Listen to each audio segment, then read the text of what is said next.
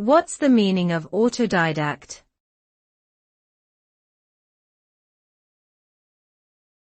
Autodidact.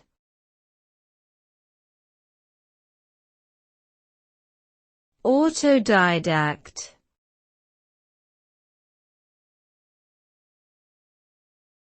Autodidact.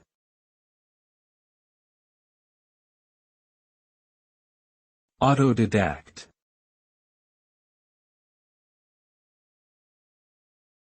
The term autodidact refers to a self-taught person who has acquired knowledge and skills on their own, without formal education or guidance from a teacher or mentor.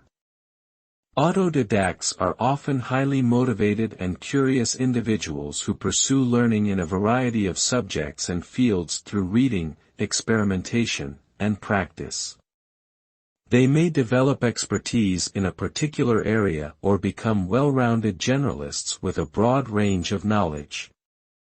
Autodidacticism can be a challenging yet rewarding path that allows individuals to pursue their passions and achieve personal growth and fulfillment.